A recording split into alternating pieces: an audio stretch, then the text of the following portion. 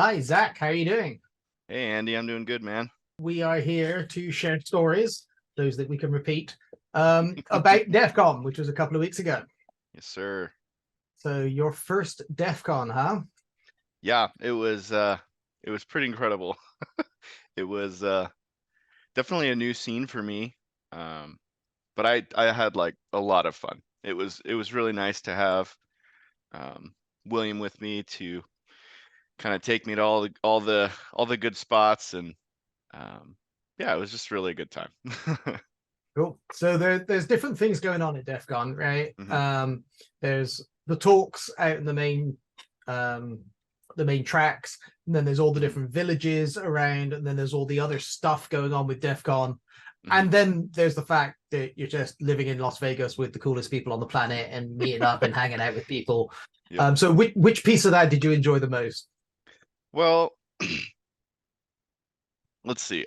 Honestly, it was really cool to just hang out with people. All after all the DEF CON stuff was, kind of done. I had a ton of fun with the villages and stuff, but I think that I really enjoyed just rubbing shoulders with some other guys in the industry, sharing stories, and like just chatting with them, and like they'd share their cool stories, I'd share my cool stories, and it was just a really good time. It's a really fun environment. It is, Yeah. I am still friends with people that I've met at DEF CON over the years. It's a real cool community. hmm Um, so when I first started going, I used to sit religiously going through the tracks. hmm But these days the tracks are great, but often I hmm catch up on them afterwards and spend most of my Sure. time in the villages now.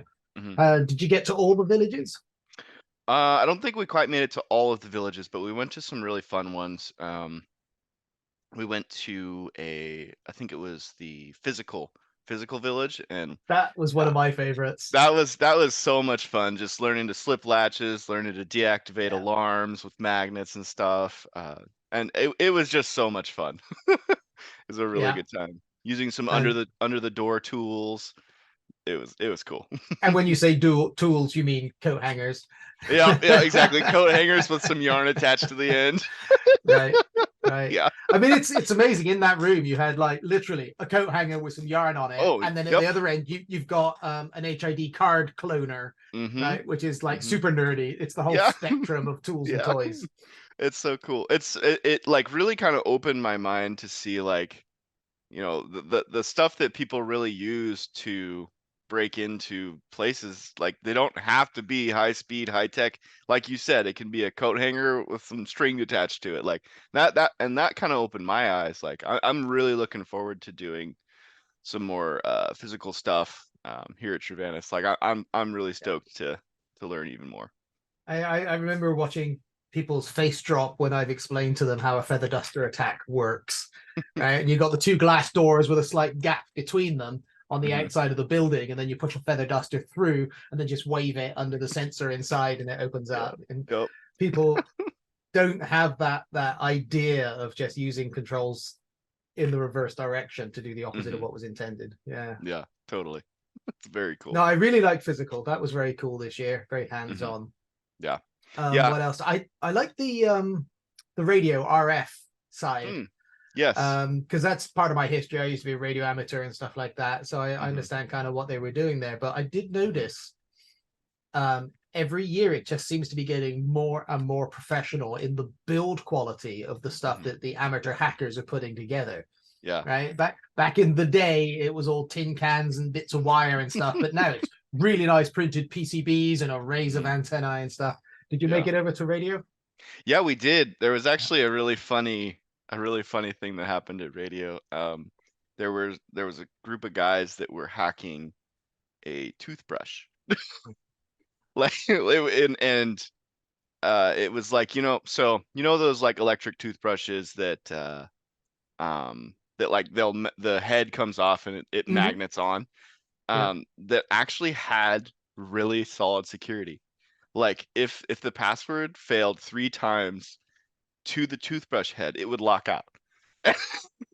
I was like, who's designing this? Whoever is Right. designing this needs to be designing way more than a toothbrush, because that's Let's better than swap the flipping guys coupons. designing the toothbrush with the Yeah, guys designing the enterprise apps, right? exactly. It was so funny. But Yeah. yeah, we made it over to radio, and it was pretty cool. That stuff's I'm not super familiar with radio stuff, so a lot of it kind of went over my head, but I tried to glean as much as I possibly could, and it was really cool. It was really neat learning, because William knows a ton about radio, and so he Hmm. was helping me out, and I was picking stuff up as I went.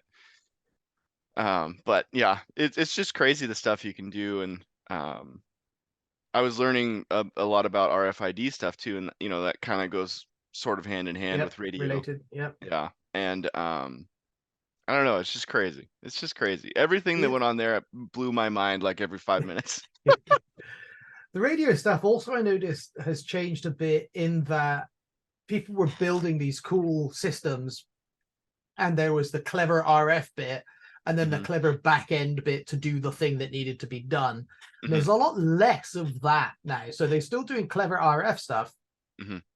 but everything now is an SDR, and you just go Hmm. and fix it in firmware, right? You just Hmm. write the SDR code to do whatever it is you need to do once you get the radio signal Right. touchdown. So that's another change I noticed. Hmm. Um, what else was there on villages? Password Village. Did you see that one? I don't think we made it to Password Yeah, Village. it was pretty small. But hacking village. Is it packet hacking or packet village? But that's I a think so, yeah. famous one that's been there Hmm. since the beginning of time. Hmm. And they have this thing up there called the Wall of Sheep. Yes, we did make it there. You did make it to the Wall of Sheep. Yep. What I noticed is, so the Wall of Sheep is as you know, where if your phone is insecure and you connect to the Wi-Fi there, and you, not your phone but the protocols you're using like your email or Hmm. whatever, and you connect to the Wi-Fi, they will just pick out the passwords and then show your username and some of the password to show that they've Hmm. stolen your credential straight Yeah. off of the Wi-Fi because you didn't lock down your phone. Yeah. I was uh, what actually i what I sorry. noticed this year was, when I first saw that thing was scrolling so fast because everybody's phones were connected to the Wi-Fi and insecure, and it was just Hmm. crazy. Yeah. But there's hardly any movement on it now, partly Hmm. because people have improved their security, but Right. also because DEFCON now offers a secure network where that doesn't work. So anyone with any Yeah. sense is locking down their phone onto the DEFCON secure network. Hmm. So it was scrolling a lot less quickly. Although I did Yeah. sit there looking at it thinking, 1 year I need to come in and actually pre-stage something on there so that I could control what scrolls up the Hmm. Wall of Sheep and actually, hack them back with some tasty messages or something. I love that idea. That's awesome. Next year, I definitely want to bring like a laptop that I just grabbed from like Goodwill or something that's just completely Yeah. clean, has none of my info on it, just so I can screw around and have fun. Yeah, I've never done that, and I keep telling myself I should, and maybe do some of the CTFs and stuff like that. Hmm. That Yeah, would be a lot of fun. yeah, yeah. Really looking Uh forward to next year. yeah, yeah, Yeah. I'll tell you, it's Hacker Summer Camp. I go every year. Um so did you meet any cool people in just like hanging out in bars and stuff like that? Yeah, yeah. This is I'm kind of tattling on myself a little bit here, but one guy kind of pwned me a little bit. I sat down, I was getting a drink or whatever, and I sat down next to this guy who appeared to be pretty drunk. And he was like, "Hey, what are you doing here?" And I was like, "It's like, oh, hey, I'm just here for DEF CON." And he's like, "Oh, what's DEF CON?" I was like, "Yeah, it's like a convention for hackers." He's like, "Oh, so you're a hacker?" And I'm like, "Yeah, but I'm one of the good guys, kind of went into depth on what we do, and I Mm-hmm. work for Truvanis and everything." And then the person sitting next to him gets up behind me. And he's like, "Oh, that guy's so full of crap." I look back to the guy that I was chatting with, and he picks up his DEF CON badge, and he was just totally trolling me. I was like, there goes my observation. It was pretty funny. So that was a fun interaction. And I met a couple people that some of William's old colleagues. Mm-hmm. Yeah, and they were just a lot of fun. They were mostly the guys that I was sharing stories with, and yeah, it was a good time. I met like Gary and I forgot a couple names, but they were a good time. Very, Yeah, very intelligent. you meet some crazy smart people there. Oh It yeah, is frightening. Yeah. yeah. But it's also definitely, aside from being summer camp, it's also the great reunion, right? Because Mm-hmm. people move different jobs and stuff, but everybody Mm-hmm. goes to DEFCON, so that's very cool. Mm-hmm. Yeah, it was a Uh, great time. good, good. What was the most dramatically exciting thing you learned there? Can you pick So one cool thing? there was actually this tool that that we learned about that I didn't know about, and it's like Burp Sweep, but it's specifically for WebSockets. And so it automates because with WebSockets, you need to go through every single like frame on Burp Suite. But this, I believe it's called. Oh, what was it called? Can't remember. Hold on, I think I wrote it down. Um, it was WS MITM, like man in the middle. Mm-hmm. Yep. And it was really cool because it actually automates all of those normal frames for WebSockets. And it can save us so much time, Yep. like because working with WebSockets with Burp Suite is horrible. So Yep. I got pretty excited about that tool. And then also is a little bonus. I know you only asked for one, but I also Bonus got to answer. do some lock picking. That was really fun. That was such a good time. That was one of the villages, and that was just a good time. Sitting down, my feet are all tired. I'm like, oh, I can sit down and just pick some locks, and it was a good time. I bought my first lockpick set at DEFCON way back. Really nice. And then as I left and was going through the airport security, Hmm. my bag gets flagged. So they pull out the bag and they start going through it, and then they pull out the lockpick set and Hmm. said, "Yeah, here it is. I found it." And I'm like, "Oh, what's going on?" And then they zip it open. Yeah. They look inside and they go, "Oh, it's just this." And it was the big metal handle for the pry bar, and it was Oh, just a okay. large lump of metal. And they said, "That's all." Just saw it in the scanner, didn't know what it was, puts it back inside, zips it back up, gives it back to me. And I'm like, Wow. ah. Yeah, your heart's all pumping out of your That's chest. Yeah. that's Oh, pretty that's funny. awesome. Yeah. What did I see? I think one of my favorites was these guys who were looking into when you get through the web application and you get into a shell, but you find that you're like in some locked down container or something, and Mm-hmm. then you look at the file system table and everything's just read only, except for the one partition which is read write, so the web app can work, Mm-hmm. but it's marked as no execute. So Mm-hmm. as the hacker, you've got a shell, but you can't get your tools in to do anything. If you get your Mm-hmm. tools on there, you can't execute them, right? Kernel won't Mm-hmm. load them. So Right. they showed a way to run the tools anyway, and they were basically using something like DD to Mm-hmm. just DD the tool up into the memory of DD, Mm-hmm. and then they would unpack the executable ELF file Mm-hmm. just like the kernel would, and then Mm-hmm. jump to it and run it. So they were basically doing what the kernel would do to launch the application, but without Wow. touching the kernel. And they were doing it all in Bash. It was just a Bash script to do all of this stuff. That's incredible. And they would pull the tool remotely from anywhere you had it staged, just give it the URI, it would pull the Mm-hmm. tool and load it into memory and execute it. And Mm-hmm. they had a Bash script, and then because they made that work, they did it in Python and Perl and Mm-hmm. PHP. So whatever kind of Wow. access you get when you compromise the web app, even Mm-hmm. if the file system is logged down, you'd normally at that point be just living off the land and looking at what tools are just sitting Sure. around available to you. But Yeah. with this technique, you can actually just load whatever you want, expands it up into memory and jumps to it. And I thought that was pretty cool because That's wild. people lock down their containers, right? They take away Mm-hmm. all the environmental tools so that living off the land is harder. They lock Mm-hmm. down the file system and they think my work here is done. There's nothing Sure. anyone could do. I'm sorry. Yep, they still can. So I really like that as an approach. That was Yeah, pretty cool. that is really cool. I'll have to look into that. That sounds very interesting. Yeah, yeah. That's cool. What else should we talk about? Did you go to any of the social events, like the movie night or anything like that? No, I didn't. The Actually, official social, you know? right. Actually, we were gonna go to like the last shindig, the last party Mm-hmm. on I guess that would have been Saturday night. Yeah, Mm-hmm. would have been Saturday night. and we were walking there, and somebody comes out and is like, "Hey, there's a bomb threat." Like, and there Yeah. was a straight up bomb threat, and so the whole last party got canceled. So we were going to, but didn't quite make it. Yeah. So that was pretty crazy. I know DEFCON's all about pranks and stuff, but I think that's way too far. That's out of line. That's out of line. Yeah, definitely. Especially as those people responding have better things to do as well. Absolutely, yeah. Yeah.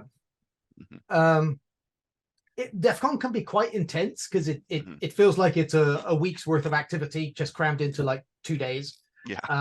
And so you're doing the official show stuff and then the official show social stuff, and then you're hanging out with everybody in the bars and stuff like that.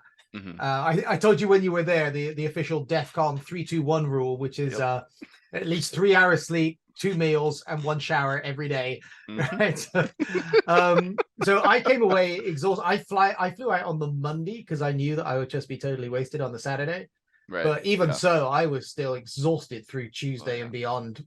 How was it for you in the aftermath? Same. I spent probably the whole next week like recovering. Yeah. Like, I was just running off such little sleep, walking around all day, eating. Yeah, it's good food, but it's probably not the best fuel. Right. It tastes So, good, but it's not yeah, good for you. exactly. So, Yeah. so I probably spent like the next week just like recovering and getting back on a sleep schedule that is healthy. So, but All right.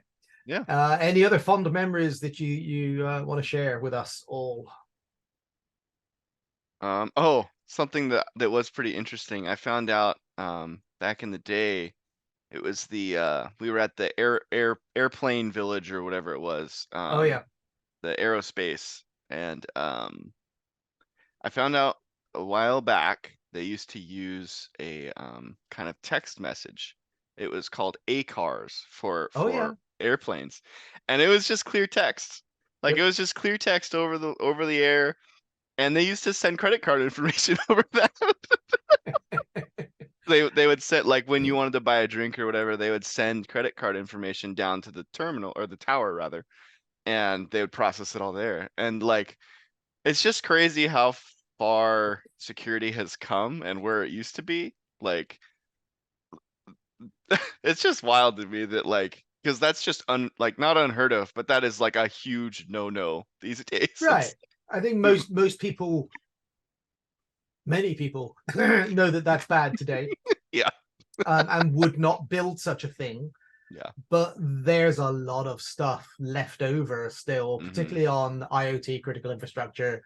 Hmm. If people knew the technology which controls some of the big dams and how that's remote access and remote control, I think they've improved a lot Hmm. of it in the last few years, but Yeah. there's still a lot of scary stuff out there. Oh yeah. It's just, Oh yeah. it was built back in the days when people didn't think about it, and that was an Yeah. okay way to build stuff. Yep. People didn't think about how malicious it could be used. Right, but also people build stuff. The builders are Mhm. building towards an objective, which is to make it work. True. That's And very all true. too often, they're not thinking about how could this be misused and abused. Mhm. Mhm. Um, I remember once, somewhat unrelated to DEFCON, but I was Mhm. talking to a new client, and explaining that they should secure some flaw that we had found. Mhm. And he said, but who could exploit this? And I said, well, a man in the middle attack on the network. You just pick the Mhm. credential names. But how would you do a man in the middle attack? So I had to explain to him how ARP poisoning works and stuff like Mhm. this. And he was a Yeah. network engineer, and he just had this look of horror on his face, which, why would you do that? ARP is the foundation of the network. If you mess with that, nothing works. Why Yep. would you do that? Because we're the bad guys, and that's what we did. Yeah, Yep. Yep. there you go. Yep. Pretty wild. Uh, any other questions for us, John? My question is for Zach. Mhm. What do you like the most about being a pen tester? Well, I think that what I like the most about being a pen tester would be that everything is a puzzle. And you fail 1,000 times, but once you get it right, and everything works out, it's just so satisfying. You know, just like a puzzle, like, you know, one of those little like physical puzzles you just mess around with for, you know, an hour or so, and then finally you get it right. It's just like, heck yeah, you know. I think that just the fact that every exploit, every vulnerability, like you're trying to make all the pieces fit, and it's like a big puzzle, and I just really enjoy that. For like normal people like me and Katie, Mhm. was there a point to hacking a toothbrush? Is that something we should be afraid of in the morning?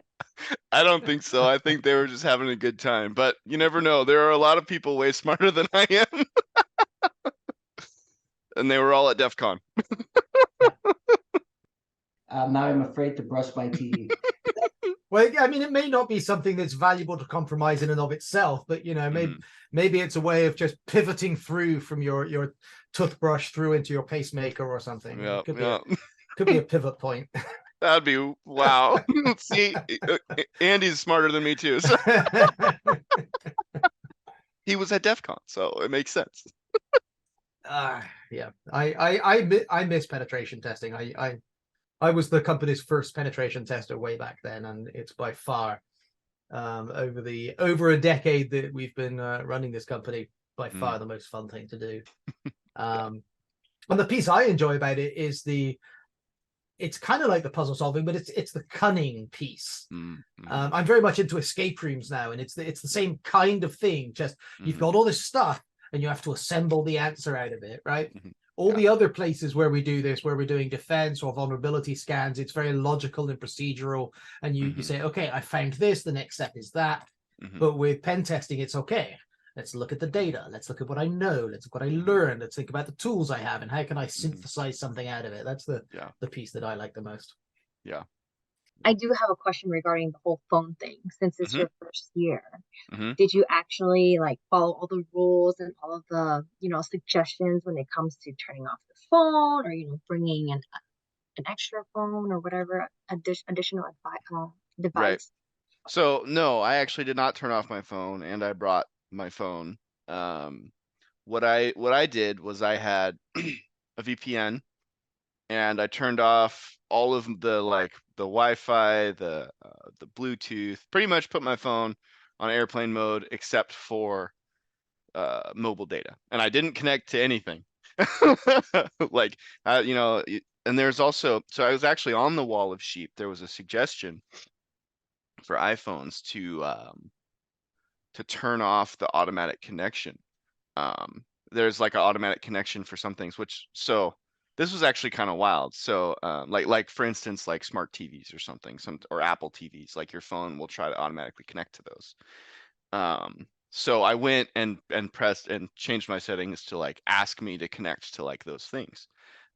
So I had everything off, right? I had my Bluetooth off, I had my Wi-Fi off, and I pull out my phone after turning on the ask me to connect, and there's this prompt that's like, hey, do you want to connect to this TV? And I'm like, what? Everything's off. And then I was like, no. And it's like, connecting to this TV, and I was like, nope. And then I just shut my phone off and didn't turn it on until I got out of DEFCON. So I used to back in the day, well, I would take a burner phone, and then my friends and I would all have to go and swap our burner numbers. But these days I just put the phone into airplane mode. I do not use cellular data because I don't trust that I'm talking to a real cell tower when I'm at DEFCON. I actually connect to the DEFCON secure network because I figure that thing's secured by the smartest hackers on the planet. So it's the best job you've got. But I take the fully secure version where you can download a certificate beforehand before you get to the show, and then do the certificate to certificate channel, and then I VPN through that. So that's my level of acceptable risk. Fair enough. Yep. I was always curious about that, you know, like if I ever was to participate one day, like what are the precautions I'm going to take, you know? Yeah. It is difficult. It is difficult. I mean, I actually had a little bit of soul searching when I decided what my phone protocol was going to be. Because on the one hand, you just want to turn the thing off. But on the other hand, it's Hacker Summer Camp. You're there to meet all your friends. You need to communicate somehow. Yeah. And although you can use secure apps and stuff, the fundamental idea of the phone being on a network is kind of a necessity. Yeah. And it's pretty hard. So it really is it's a risk decision. But I made peace with the configuration I came up with in the end. Yep. Which DEFCON year was most memorable to you and why? Probably not in a good way, and that would be 2021, because most people didn't turn up. So it was a very quiet year. But the most positive, memorable would probably be just just that feeling of walking around this amazing experience, both of technology and fun and learning and the people you meet. And I was way earlier in my career there, so people that I knew were walking me around and introducing me to lots of other very cool people. So the memory of that, which Zach has just been through with William and so forth. Yeah, you never forget your first DEFCON. Yeah.